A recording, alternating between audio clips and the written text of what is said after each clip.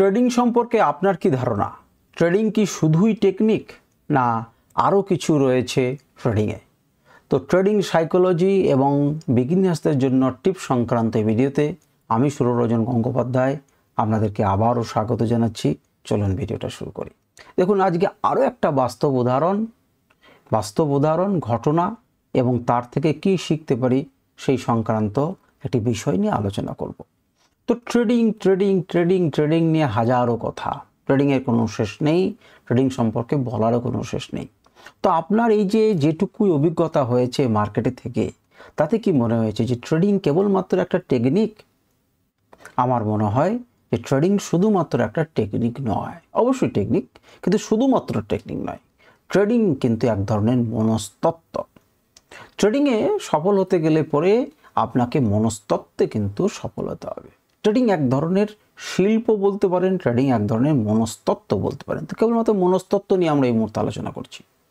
তো একটা বাস্তব উদাহরণ আপনাকে দিই। তাহলে মনে করুন একটা মাঝ সমুদ্রে একটি জাহাজ বিপদে পড়েছে। তো সেই জাহাজটা কিভাবে তীরে এসে পৌঁছাবে, আদৌ পৌঁছাবে কিনা, সেটা নির্ধারণ করবেন কে? সেটা কে নির্ধারণ করতে পারেন? সেটাতে সবথেকে বড় ভূমিকা কে রাখতে পারেন? সবথেকে বড় ভূমিকা রাখতে পারেন জাহাজের ক্যাপ্টেন। যিনি প্রধান ক্যাপ্টেন, তার দ্বারাই কিন্তু পরিচালিত হচ্ছে জাহাজ। সুতরাং তাকে কিন্তু সঠিক চিন্তাভাবনার অংশ নিতে হবে, সঠিক চিন্তাভাবনা করতে শিখতে হবে। এবং তিনি যদি হাল ছেড়ে ফেলেন, তিনি যদি ঘাড় নামিয়ে দেন, তিনি যদি মাথা নামিয়ে দেন, তিনি যদি হার স্বীকার করে নেন, তাহলে কিন্তু সেই জাহাজের তীরে পৌঁছানো কিন্তু কঠিন এবং অত্যন্ত কঠিন হয়ে পড়বে। সুতরাং প্রধান নাবিক যিনি, তার কিন্তু হাল ছাড়লে চলবে না। হাল যিনি ছাড়ছেন না, যে নাবিক, সেই নাবিকই কিন্তু আপনার নৌকাকে অর্থাৎ জাহাজকে কিন্তু তীরে নিয়ে আসার ক্ষমতা রাখেন। এবারে আমাদেরও কিন্তু জাহাজ এই শেয়ার মার্কেটে চলছে, দৌড়াচ্ছে। এখন কি দেখবেন?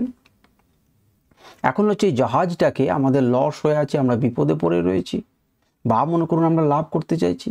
তাহলে আমাদেরকে কিনারাতে যদি আনতে হয়, তাহলে আমাদেরকে কি করতে হবে?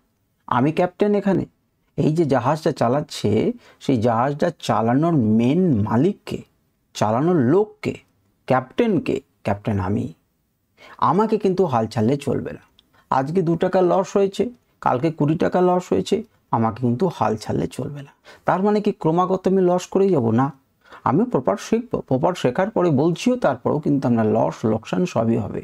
আপনি কিন্তু মেপে কাজ করবেন, এবং আমি ধৈর্য হারা হলে চলবে না, তবেই কিন্তু আপনি সফল হবেন। তার মানে হাল যে ছাড়ছেন না যে নাবিক, সেই নাবিকই কিন্তু একমাত্র ক্যাপ্টেনই কিন্তু জাহাজকে নিরাপদে তীরে পৌঁছানোর ক্ষমতা রাখেন। তাহলে এই যে ট্রেডিং জার্নি, তাতে মেন ক্যাপ্টেন কিন্তু আপনি কিন্তু আপনার ট্রেডিং জার্নিকে ভালো করতে পারেন। আপনি কিন্তু আপনার ট্রেডিং জার্নিকে মাটিতে নামিয়ে দিতে পারেন। তাহলে মোটিভেশন সংক্রান্ত বিষয়কে যদি আপনাকে অনুভব করতে হয়, তাহলে মনে করবেন যে আপনার দ্বারা দুটো করাই সম্ভব। আপনি এবার কোনটাকে করতে চাইছেন? আপনি যখন ট্রেডিং করছেন, তখন আবেগহীন মন, দৃঢ় সংকল্প এবং স্থিরতা, এই 3টে কিন্তু আপনার মধ্যে থাকতে হবে। আবেগহীন মন, লোকসানে লাভে আপনার চঞ্চল হলে চলবে না। দ্বিতীয় নাম্বার হচ্ছে সংকল্প, যে আমি যে পরিস্থিতিতে পড়ে এসেছি, যেখানে আমার টাকা গেছে, সেখান থেকেই আমি টাকা রোজগার করব। আর দ্বিতীয় কোনো বিকল্প নেই। যেখানে আমি টাকা আমার নিয়েছে, সেই আমাকে ফেরত দেবে। সুতরাং এটাকে সংকল্প বলে। আপনি জিতবো, তাতে যা করতে হয় তা করতে হবে। তো যা করার মধ্যে জোশে প্রচুর ট্রেড নিয়ে নেওয়াটা ব্যাপার নয়, তাতে সন্তর্পণে সঠিক সময়ে ট্রেড নেওয়াটাকে আমরা বলবো সংকল্পের কাজ করা। এবং স্থিরতা, আপনার মন হতে হবে শান্ত, সমাহিত, তবেই কিন্তু আপনি ট্রেডিংয়ে সফল হতে পারবেন। সামান্য একটা ফুট করে 3টে টাকা লস হলো, আপনি কেঁপে গেলেন। আপনি একটা ট্রেড নিলেন, আর তার উল্টো দিকে চলতে শুরু করলো, আপনি একদম ভয় পেয়ে গেলেন। এটা করলে চলবে না। সফল ট্রেডারদের এইগুলো হচ্ছে বৈশিষ্ট্য। যেমন সফল নাবিকের বৈশিষ্ট্য হচ্ছে বা ক্যাপ্টেনের বৈশিষ্ট্য হচ্ছে হাল না ছাড়া, তেমনি সফল ট্রেডারদের অনেক বৈশিষ্ট্য আছে। তার মধ্যে 3টে হচ্ছে উপযুক্ত বৈশিষ্ট্য: আবেগহীন মন, সংকল্প এবং স্থিরতা। আশা করি আপনাদের এই আলোচনা ভালো লাগলো। আজকের ভিডিও পর্যন্তই। নমস্কার, ধন্যবাদ।